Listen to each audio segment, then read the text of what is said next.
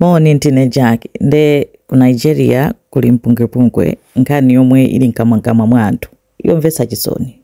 Anthu awiri awa apanga ukwati posachedwa patana apanga ukwati mu April. Mamunayo dzina lake akuti Samson Haruna, ngaziyo Retit Haruna litero.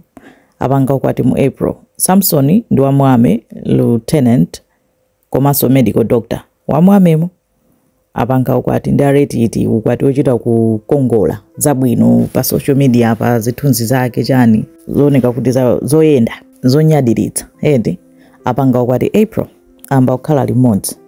Ati pa 22 September amayiwo Retit anaona mfoni mwa abambo atacheka anapeza kaya ma message kuti Samson amacheza ndi mzimayi wina ndi anthu anamba kukangana.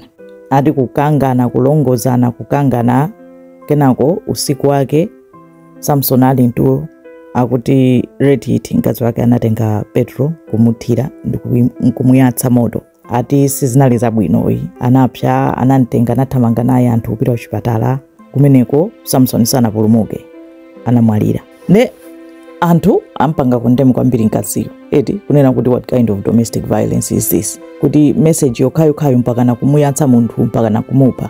Ndi mkaziyo watulusa voice note wapereka statement yake. Iye statement yake akunena kuti yayi ineyo ndi mamunayo tinapanga ukwati takhala koma chikupangireni ukwati amakhale ndimenya ukwati wake sunali wamtendere amakhalira zoyenda ata amakhalira kukangana za cheating is statement ya mayi wet.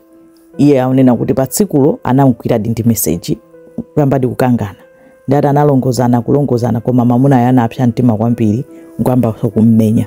Retit akutero ndata anammenya kummenya iye nkuthawa mpaka nakuyamba kwaimbira foni akuti abwana ake amamunayo kunena kuti munthu wavuta kuno. Ati fata atapsa mtima kwambiri Samsoniyo anatenga chigubu cha petulo nkunena kuti ndikupha ndikuyatsa koma kaya anagwetsa chigubucho nkupeza kuti petulo watayikira pansi.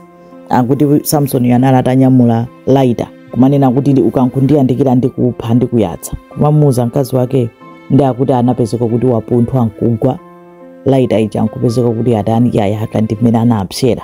Imeneyo statement ya mkaziyo ndi anthu akuyona nkhaniyo ya mzimayiyo kuti sikumveka ayi kunena kuti munthu ukapunthwe lighter nkuyaka iye akabwanji upeza lighter umayenera kuchita kuyatsa ndi chala umayenera kuchita exert pressure kuti yake koma izo nzoti atakagamulenda akukhoti nkhani yake ndi imeneyoyo kunena kuti angokwatirana kumene zothwanima pa social media zotani aphanapo kapena mwina wina wafa mwangozi mene akuneneramo.